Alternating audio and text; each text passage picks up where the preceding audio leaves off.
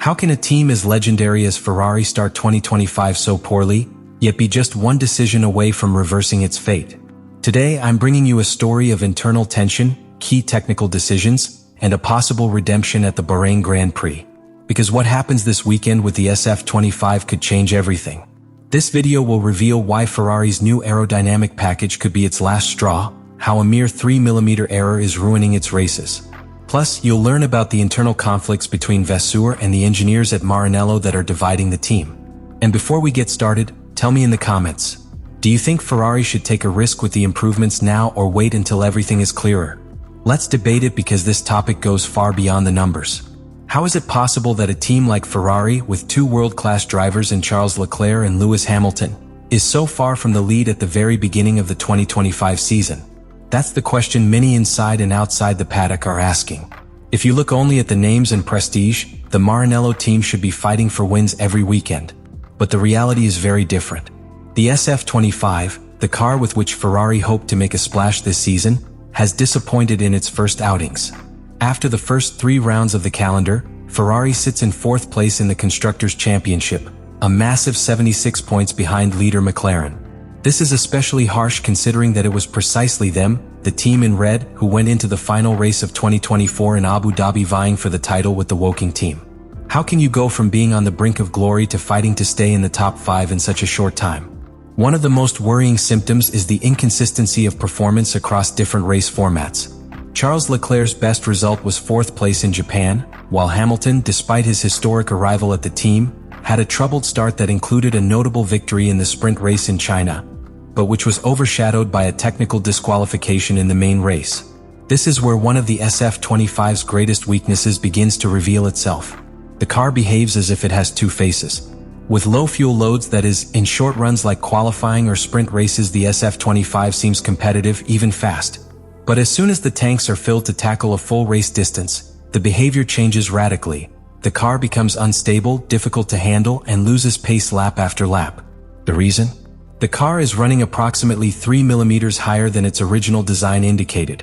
And while that may seem like a small thing to anyone outside the technical community, in today's Formula One governed by regulations focused on ground effect, that difference can be the line between success and disaster. And it's not simply a poorly adjusted height. Ferrari can't lower the car because that would lead to excessive wear on the skid block, the wooden plank under the car. If it wears beyond a certain threshold, as happened with Hamilton's car in China, which was measured at just 8.5mm in certain sections compared to the regulatory minimum of 9mm, the penalty is automatic and severe: disqualification. In other words, Ferrari is caught in a paradox. To be more competitive, they need to lower the car, but if they lower it, they risk being disqualified again. Added to this is an even more serious structural problem: the imbalance between the front and rear axles. The SF-25 has an extremely aggressive, highly reactive, almost nervous front end. But this aggressiveness isn't accompanied by a stable rear end. Quite the opposite. The rear end shows a constant tendency toward instability, especially in fast corners, forcing drivers to continually correct, losing pace, confidence, and in many cases, positions. In short, the SF-25 isn't simply a slow car. It's a difficult car to understand, unpredictable in its behavior, and above all, frustrating for its drivers.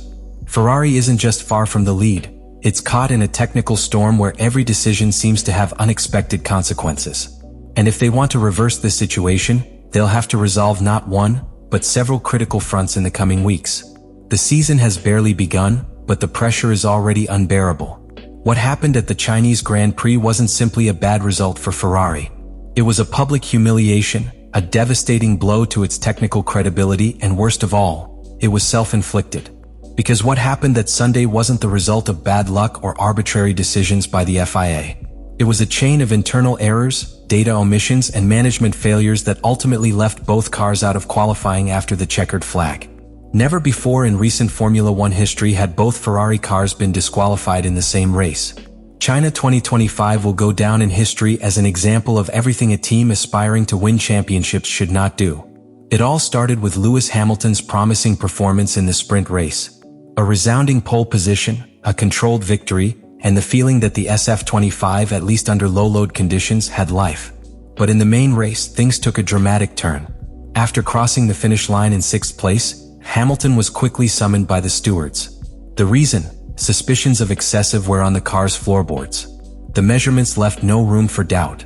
The underbody of car number 44 had fallen below the minimum permitted thickness, 8.6 millimeters on the left side, 8.6 millimeters in the center, and 8.5 millimeters on the right. The rules are clear and allow no interpretation. Result: immediate disqualification. But it wasn't just Hamilton. Charles Leclerc, who had finished fifth, was also excluded from the final classification.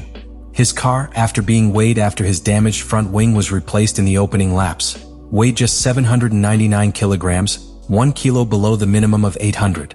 It's true that the difference was minimal. It's also true that the wing change played a role. But again, rules are rules. And Ferrari failed to abide by them. The most alarming thing, however, wasn't the penalty itself. It was what was discovered afterward. Behind closed doors, new details began to emerge, revealing a much deeper problem. Hamilton's SF-25, during preseason testing in Bahrain, had suffered a technical failure that prevented him from completing full race simulations in dry conditions. The Bahrain Grand Prix is shaping up to be a true all-or-nothing for Ferrari. And not only because of the need to score points after the embarrassing episode in China, but because this weekend could mark a turning point in the development of the SF-25. The key: a new package of updates, centered on a completely redesigned floor, which could transform or worsen the car's handling. It's a high-risk move. And what makes this story even more interesting is that there's no consensus even within the team on whether this is the right time to deploy it. The new floor Ferrari has ready is not a superficial improvement. It's a profound overhaul of one of the most critical elements under the current ground effect regulations. This component is responsible for generating much of the car's downforce by channeling airflow beneath the chassis, and therefore its design directly affects the car's stability, cornering speed, and efficiency. This revised floor introduces new configurations to the Venturi channels, those aerodynamic tunnels beneath the car that generate airflow, as well as a redesigned rear diffuser, with the primary goal of smoothing the car's behavior in fast corners, improving the balance between the front and rear axles, and ultimately allowing drivers to attack with more confidence throughout the entire race, not just in sprints or qualifying. But here comes the dilemma. Within Ferrari, the aerodynamics department led by Diego Tondi is convinced that this improvement is exactly what the SF-25 needs to correct its most serious flaws. In data extracted from the wind tunnel and CFD simulations, the new floor not only improves the efficiency of airflow under the car, but also appears to alleviate fuel sensitivity issues and helps reduce rear axle bounce and instability. According to their models, it could be the first real step toward a balanced and competitive car for the entire weekend, not just at specific moments. However, Fred Vasseur, the team principal, and Loic Serra, the technical director, take a much more cautious view. Both believe that implementing such a significant component in the middle of a phase in which they have not yet fully understood the basic behavior of the current car could be an even bigger mistake. What if the new floor doesn't perform as expected? What if it introduces new variables without resolving the structural issues? For them, the risk is not only technical, it's also strategic. They could miss a key opportunity to properly assess the root causes of the poor performance if they alter the car too much before having a solid basis for comparison. In addition, there are logistical and practical concerns. Implementing the new floor requires not only on-track setup adjustments but also recalibrating the car's entire balance philosophy, from the suspensions to the brake force distribution. In other words, it's not a plug-and-play solution. It takes time, resources, and, above all, operational stability. And that's precisely what Ferrari has lacked in the first races of the year.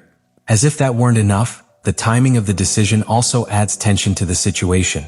According to multiple sources, the decision on whether or not the new floor will be unveiled in Bahrain will be made just before track activities begin on Thursday afternoon. This means not only is there technical uncertainty, but the engineers, drivers, and management will arrive in the paddock still debating their path forward. It's a clear snapshot of Ferrari's current situation, divided, under pressure, and with the margin for error reduced to zero. But there's also a more hopeful interpretation. Bahrain is a circuit where Ferrari has already run during preseason. They know the track, have data, and can more easily compare performance between the current and improved versions of the SF-25. If the new floor works, it could be the turning point they've been waiting for. It could be the moment the team finds its feet, calms its internal waters, and regains lost respect in the paddock. But if it fails, the consequences could be devastating for the rest of the season. So this weekend, what happens to a simple component that can't be seen from the stands could define the immediate future of Formula One's most historic team. It's not just a new floor. It's a statement of intent. It's a bid for redemption or collapse. It's arguably the most important moment of the year for Ferrari. And after everything we've seen, it's clear that Ferrari is in one of those decisive moments where every decision, every adjustment, every internal conversation can determine the course of an entire season. We're not simply talking about a team that needs to improve a few tenths per lap. We're talking about a historic team with a legacy that demands excellence, caught in a technical, sporting, and media storm that threatens to undermine not only its results, but also its identity. In this analysis, we show you how the SF-25, a car that showed promise in the winter, has revealed its limitations from the very first Grand Prix. We talked about its fragility under fuel load changes, its chronic instability between the front and rear axles, and how that minimal 3mm difference in height has caused a technical chaos that was almost impossible to resolve without compromising other areas of the car. We also went beyond the track to understand the root of the disaster in China, the lack of real simulation data, the setup errors between the sprint and the race, and how this translated into a double disqualification that left the team exposed. We saw Vasseur facing not only technical frustration, but also a media manipulation that, according to him, distorted reality to fabricate a drama that damaged the image of Hamilton and the entire team. Because in Formula One, the narrative matters as much as on-track performance. And now the big question: should Ferrari take a risk with the new floor in Bahrain or should it wait? It's a decision that has divided the team internally, pitting technicians who want to move forward with positive simulation tests against strategists who fear introducing another variable before understanding what's already broken. The answer, as so often in this sport, isn't black and white. But the clock is ticking and the season waits for no one. Every point lost at this stage can cost key positions at the end of the championship. And what's at stake isn't just a trophy. It's the reputation, respect, and future of a team that represents the passion of millions around the world. Now it's your turn. I want to know your opinion. Do you think Ferrari should take the risk and install the new aerodynamic package now? Or should they wait a few more races until they have everything under control? Is this really the solution, or are we facing a deeper structural problem that even a new floor can't fix? Leave it in the comments because I want to hear your perspective and discuss it with you. And if this analysis provided you with something new, if it helped you better understand what's really going on inside Maranello, I invite you to subscribe and activate notifications.